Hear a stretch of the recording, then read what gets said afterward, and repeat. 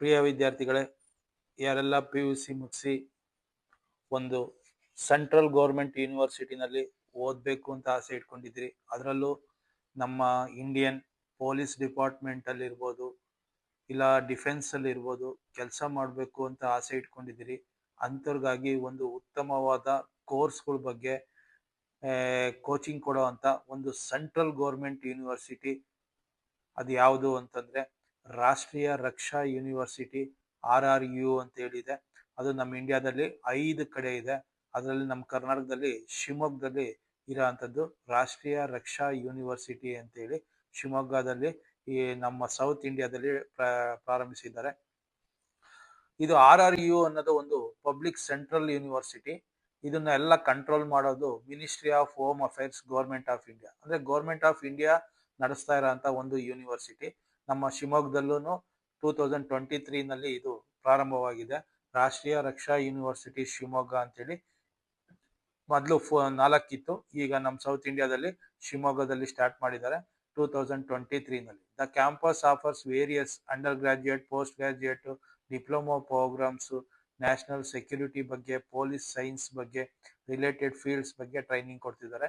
ಇದು NAC A grade UGC approved institute ಆಗಿದೆ. National importance ಪಡೆದಿದೆ.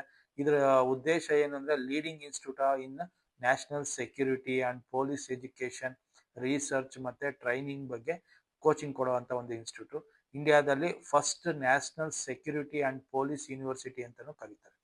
ಇಂಡಿಯಾದಲ್ಲಿ ಒಂದು first national security and police university ಅಂತಾನೂ ಕರೀತಾರೆ.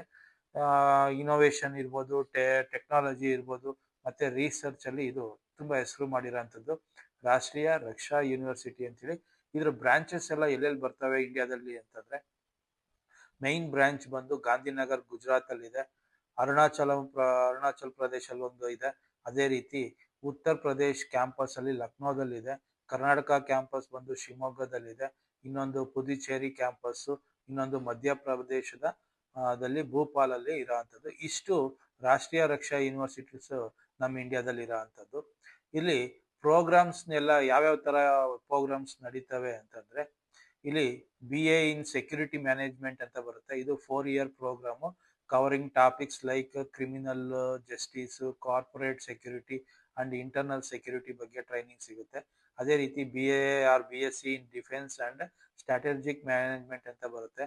4 year programme focus on geopolitics, military ಮತ್ತೆ ನ್ಯಾಷನಲ್ ಸೆಕ್ಯೂರಿಟಿ ಬಗ್ಗೆ ಟ್ರೈನಿಂಗ್ ಕೊಡ್ತಾರೆ. ಅದೇ ರೀತಿ ಮಾಸ್ಟರ್ ಡಿಗ್ರೀಸು ಇದೆ, ಕ್ರಿಮಿನಾಲಜಿ ಇದೆ, ಫೊರೆನ್ಸಿಕ್ ಸೈನ್ಸ್ ಮತ್ತೆ ಡಿಪ್ಲೊಮಾ ಕೋರ್ಸಸ್ ಇದೆ 1 ಇಯರ್ದು, ಕ್ರಿಮಿನಾಲಜಿ, ವಿಕ್ಟಿಮಾಲಜಿ ಮತ್ತೆ ಈ ತರದ್ದೆಲ್ಲ. ಅಂದ್ರೆ ಒಂದು ಪೊಲೀಸ್ ಡಿಪಾರ್ಟ್ಮೆಂಟ್ಗೆ ಎಕ್ಸ್ಪ್ಲೋರಿಂಗ್ ಪೊಲೀಸ್ ಸೈನ್ಸ್ ಅಂತಾನು ಕರೀತಾರೆ. ಈ ತರದ್ದೆಲ್ಲ ಕೋರ್ಸಸ್ ಇದೆ. ಇದರಲ್ಲಿ ಸ್ಪೆಷಲೈಸೇಷನ್ಸ್ ಅಂತ ಬಂದಾಗ ನ್ಯಾಷನಲ್ ಸೆಕ್ಯೂರಿಟಿ ಇರುತ್ತೆ, cyber security, digital forensic, internal security, smart policing, ಈ ತರದ್ದೆಲ್ಲ ಸ್ಪೆಷಲೈಸೇಷನ್ ಬರುತ್ತೆ. ಇದಕ್ಕೆ ಎಕ್ಸಾಮ್ ಯಾವ್ದು ಬರೀಬೇಕು ಅಂದ್ರೆ RCET ಅಂತ ಬರುತ್ತೆ, Rashtriya Raksha university common entrance test ಅಂತೇಳಿ ಅದನ್ನ ಬರೀಬೇಕು. ಇಲ್ಲ JEE ಮೈನ್ಸ್ ಮುಖಾಂತರನು ಫಾರ್ BTech ಪ್ರೋಗ್ರಾಮ್ಸ್ ಇರ್ತವೆ, ಅದಕ್ಕೆ ಜಾಯ್ನ್ ಆಗ್ಬೋದು. MTech ಗೆ ನೀವು ಗೇಟ್ ಎಕ್ಸಾಮ್ ಬರೀಬೇಕು. PhD ಏನಾದ್ರು ಇದ್ರಲ್ಲಿ ಮಾಡ್ತೀವಿ ಅಂದ್ರೆ UGC, CSIR, JRF, net exam ನ ಬರೀಬೇಕಾಗುತ್ತೆ. ಇದು ರಾಷ್ಟ್ರೀಯ ರಕ್ಷಾ ಕಾಮನ್ ಯೂನಿವರ್ಸಿಟಿ ಎಂಟ್ರೆನ್ಸ್ ಎಕ್ಸಾಮು ಪ್ರತಿ ವರ್ಷ ನಿಮಗೆ UG ಮತ್ತೆ PG ಪ್ರೋಗ್ರಾಮ್ಸ್ಗೆ ಕಂಪ್ಯೂಟರ್ ಬೇಸ್ಡ್ ಟೆಸ್ಟ್ ನಡೀತದೆ.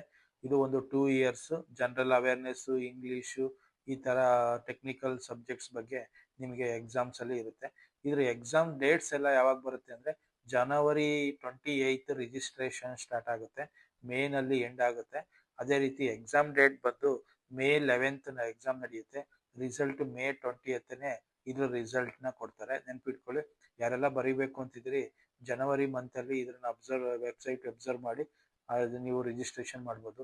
ಎಲಿಜಿಬಿಲಿಟಿ ಅಂತ ಬಂದಾಗ PUC 50% ಮಾರ್ಕ್ಸ್ ಇರಬೇಕು UG ಅವ್ರಿಗೆ, ಡಿಗ್ರಿ ಅವ್ರಿಗೂ PG ಮಾಡೋರ್ಗು 50%, BTech ಅವ್ರಿಗೂ ಅಷ್ಟೇ 50% ಮಾರ್ಕ್ಸ್ ಇರಬೇಕಾಗುತ್ತೆ. MTech ಅವ್ರಿಗೆ ಗೇಟ್ ಸ್ಕೋರ್ ಬೇಕಾಗುತ್ತೆ.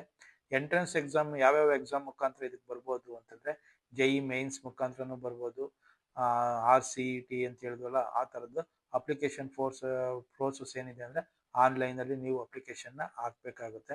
ಸ್ಪೋರ್ಟ್ಸ್ ಏನಾದ್ರು ನೀವು ನ್ಯಾಷನಲ್ ಲೆವೆಲ್ ಅಲ್ಲಿ ಕಾಂಪೀಟ್ ಮಾಡಿದ್ರೆ ನಿಮಗೆ 5 ಮಾರ್ಕ್ಸ್ ಕೊಡ್ತಾರೆ. ಸ್ಟೇಟ್ ಲೆವೆಲ್ ಕಾಂಪೀಟ್ ಮಾಡಿದ್ರೆ 3 ಮಾರ್ಕ್ಸ್, ಡಿಸ್ಟ್ರಿಕ್ಟ್ ಲೆವೆಲ್ ಅಲ್ಲಿ ಕಾಂಪೀಟ್ ಮಾಡಿದ್ರೆ 2 ಮಾರ್ಕ್ಸ್. ಇಲ್ಲ ಅದೇ ರೀತಿ NCC ಏನಾದ್ರು ಎ ಸರ್ಟಿಫಿಕೇಟ್ ಇತ್ತು ಅಂದ್ರೆ 2 ಮಾರ್ಕ್ಸ್ ನಿಮ್ಗೆ ಅಡಿಷನ್ ಆಗಿರುತ್ತೆ. ಬಿ ಸರ್ಟಿಫಿಕೇಟ್ ಇತ್ತು ಅಂದ್ರೆ 3 ಮಾರ್ಕ್ಸ್, ಸಿ ಸರ್ಟಿಫಿಕೇಟ್ಗೆ 5 ಮಾರ್ಕ್ಸ್ ನಿಮ್ಗೆ ಅಡಿಷನಲ್ ಆಗಿ ಆಡ್ ಆಗ್ತದೆ. ರಿಸರ್ವೇಶನ್ ಬಂದು EWS ಅವರಿಗೆ 10%, SC ಅವರಿಗೆ 15%, STಗೆ 7.5% ಇರುತ್ತೆ, OBC 27%, ಪರ್ಸನ್ ವಿತ್ ಡಿಸಬಿಲಿಟಿ 5%.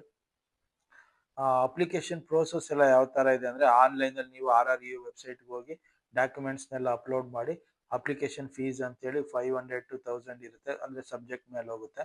ಅದನ್ನ ಸಬ್ಮಿಟ್ ಮಾಡಿ ಅಪ್ಲಿಕೇಶನ್ನ ಡೌನ್ಲೋಡ್ ಮಾಡ್ಕೋಬೇಕಾಗುತ್ತೆ. ಅದೇ ರೀತಿ ಸೆಲೆಕ್ಷನ್ ಪ್ರೋಸೆಸ್ ಬಂದು ಮೆರಿಟ್ ಬೇಸ್ಡ್ ಇರುತ್ತೆ. BA, MA ಮತ್ತೆ MSc ಅವರಿಗೆ. ಎಂಟ್ರೆನ್ಸ್ ಎಕ್ಸಾಮು ಫಾರ್ BTech ಮತ್ತೆ MTech ಅವ್ರಿಗೆ ಏನಿರುತ್ತೆ, ಇಂಟರ್ವ್ಯೂ ಇರುತ್ತೆ. ಇಂಟರ್ವ್ಯೂ ಮುಖಾಂತರ ನೀವು ಸೆಲೆಕ್ಟ್ ಆಗ್ಬೋದು. ಪ್ಲೇಸ್ಮೆಂಟ್ ಅಂತ ಬಂದಾಗ 85 to 90% ಸ್ಟೂಡೆಂಟ್ಗೆ ಪ್ಲೇಸ್ಮೆಂಟ್ ಇದೆ. ಒಳ್ಳೆ ಸ್ಟ್ರಾಂಗ್ ಪ್ಲೇಸ್ಮೆಂಟ್ ಇರೋ ಅಂಥದ್ದು, ಒಳ್ಳೆ ಪ್ಯಾಕೇಜು ಮತ್ತೆ ನೀವು ಪ್ಲೇಸ್ಮೆಂಟ್ಸ್ ಎಲ್ಲ ಆಫರ್ಸ್, ಸ್ಕಿಲ್ ಡೆವಲಪ್ಮೆಂಟ್ ಸೆಷನ್ ಇರುತ್ತೆ. ಅದರಲ್ಲೆಲ್ಲ ನೀವು ಚೆನ್ನಾಗಿ ಪರ್ಫಾರ್ಮೆನ್ಸ್ ತೋರಿಸಿದ್ರೆ ಇಂಟರ್ನ್ಶಿಪ್ಗಳು ಇರ್ತವೆ, ಅಲ್ಲೂ ನೀವು ಒಳ್ಳೆ ಪರ್ಫಾರ್ಮೆನ್ಸ್ ತೋರಿಸಿದ್ರೆ 100% ಪ್ಲೇಸ್ಮೆಂಟ್ ಆಗೋ ಚಾನ್ಸಸ್ ಇದೆ. ಪೊಲೀಸ್ ಡಿಪಾರ್ಟ್ಮೆಂಟ್ ಇಲ್ಲಾಂದ್ರೆ ಸೆಕ್ಯೂರಿಟಿ ಡಿಪಾರ್ಟ್ಮೆಂಟ್ಗಳಲ್ಲಿ ಈ ಥರದ್ದೆಲ್ಲ ಮತ್ತೆ ಡಿಫೆನ್ಸ್ ಅಲ್ಲಿ ಜಾಯ್ನ್ ಆಗೋಂಥ ಒಂದು ಅವಕಾಶ ಇರ್ತದೆ.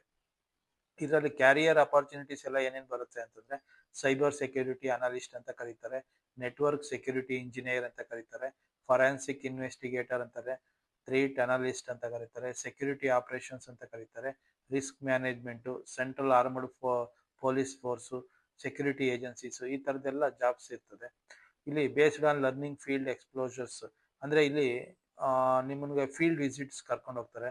ಅಲ್ಲಿ ಆರ್ಮ್ ಫೋರ್ಸ್ ಎಸ್ಟಾಬ್ಲಿಷ್ಮೆಂಟ್ ಯಾವ ಥರ ಇದೆ, ಸೆಂಟ್ರಲ್ ಆರ್ಮಡ್ ಪೊಲೀಸ್ ಫೋರ್ಸ್ ಯಾವ ಥರ ಇದೆ, various division of state police ಇರ್ಬೋದು, ಟ್ರೈನಿಂಗ್ ಇರುತ್ತೆ, ಇನ್ವೆಸ್ಟಿಗೇಷನ್ಸ್ ಇರ್ತವೆ, ಸೈಬರ್ ಕ್ರೈಮ್, ಈ ಥರದ್ದೆಲ್ಲ ಸ್ಪೆಷಲೈಸೇಷನ್ ಸೆಂಟರ್ಸ್ ಇರುತ್ತೆ, ಡಾಗ್ ಬ್ರೀಡಿಂಗ್ ಮತ್ತೆ training centres, bomb detection training, commando training school etcetera, ಈ ಥರದ್ದೆಲ್ಲ ಕರ್ಕೊಂಡೋಗಿ ಟ್ರೈನಿಂಗ್ ಕೊಡ್ತಾರೆ.